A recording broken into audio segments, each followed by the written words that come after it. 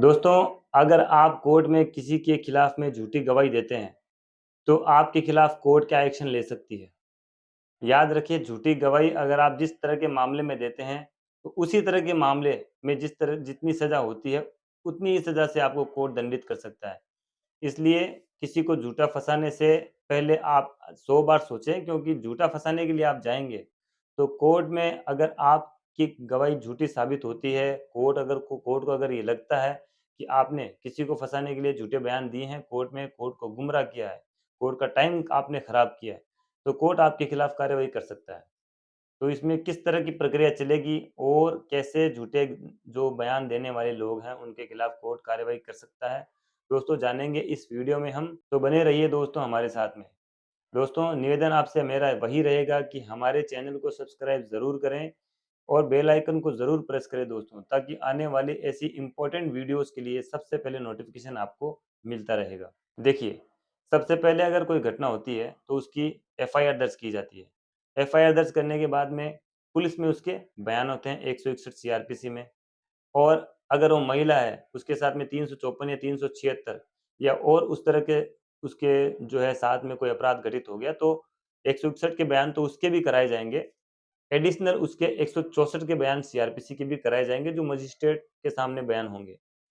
और उसके बाद में प्रक्रिया ये चलेगी कि पुलिस ने उसमें चालान पेश किया, मुलज़िम ने जो भी है ज़मानत वगैरह वो अपनी करवा ली। उसके बाद में कोर्ट में एविडेंस की स्टेज पे जब फाइल चलेगी, तो अगर आप अपने बयानों से पलट जाते हैं, तो आपको इसमें जैसे आपने 164 के बयान दिए और 161 के बयान दिए और अब आपके कोर्ट में बयान होंगे। कोर्ट के बयानों में अगर आप ये कहते हैं कि साहब मैंने तो जो एफआईआर दर्ज करवाई थी या 164 के बयान मजिस्ट्रेट के सामने दिए थे, वो बयान मैंने दे दिए थे, ऐसे ही दे दिए थे, किसी के दबाव में आके दे दिए, या मेरा इससे झगड़ा हो गया था, मैं इससे बदला लेना चाहती थी। इस तरह के बयान अगर आप गलती से भी कोर्ट में दे देते हैं, तो आपके खिलाफ में कोर्ट कार्रवाई कर सकता है दोस्तों।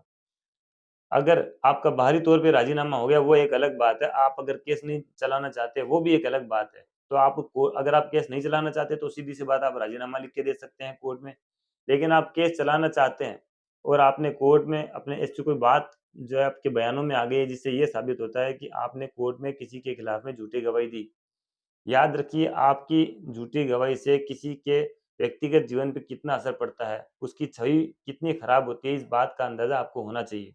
आपको शायद अंदाज़ा हो ना हो, क्योंकि आप झूठी गवाही दे रहे हैं, लेकिन कोर्ट को इस बात का अंदाज़ा है और जो भुगतभोगी है उसको इस बात का अंदाज़ा है। तो क्रिमिनल केसों में यही होता है कि अगर आप किसी के खिलाफ झूठी गवाही देंगे, कोर्ट में आपकी झूठी गवाही साबित होती है, कोर्ट ने आपकी झूठी गवाही को पकड़ लिया है, तो दोस्तों आईपीसी के सेक्शन 193 में आपको 7 साल तक की सज़ा का प्रावधान है।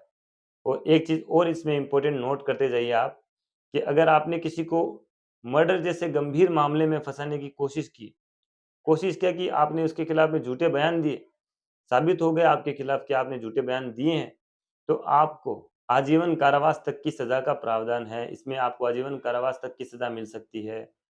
और दोस्तों, सिविल केस में बयान होते हैं एफ़िडेविट पे। आप अगर सिविल केसों में बयान दे रहे हैं, वहाँ पे आपकी विटनेस हो रही है, तो वहाँ पे आप एफ़िडेविट पे बयान देते हैं। एफ़िडेविट पे बयान देने के बाद एक तरह से शपथ लेके आप बयान दे रहे हैं, तो वो ज़्यादा इम्पोर्टेंट है। शपथ लेने के बाद अगर आप फिर से अपने बयानों से मुकरते हैं, तो भी कोर्ट आपके खिलाफ में कार्रवाई कर सकता है। और जनरली जो प्रक्रिया हम कोर्ट में देखते हैं, हम कोर्ट में खुद एज़ एन एडवोकेट करते हैं, तो उसमें क्या होता है कि आपको अपनी गवाही से पलटने के लिए एक शब्द का इस्तेमाल किया जाता है, होस्टाइल।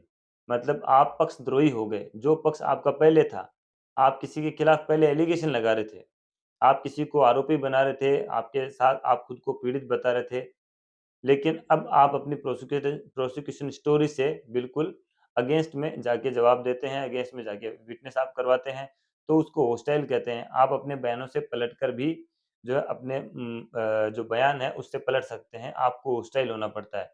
वो एक अलग प्रक्रिया है। होस्टाइल होने का इसमें कोई आपके खिलाफ में मुकदमा दर्ज नहीं किया जाएगा, कोई कार्रवाई नहीं की जाएगी। लेकिन अगर साबित ये होता है कि आपने झूठे बयान दिए हैं किसी को फँसाने के लिए, तो फिर आपके लिए भी प्रॉब्लम खड़ी हो सकती है दोस्तों।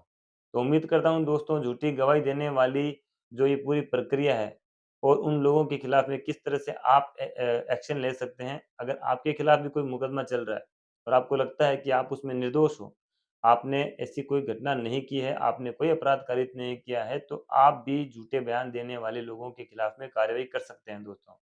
और ज़्यादातर तो यही देखा गया है कि हमारे देश में, हमारे कानून में इतना लचीलापन है कि कोई भी व्यक्ति किसी भी तरह से बयान देने के लिए थोड़े से पैसों की खातिर तैयार हो जाता है।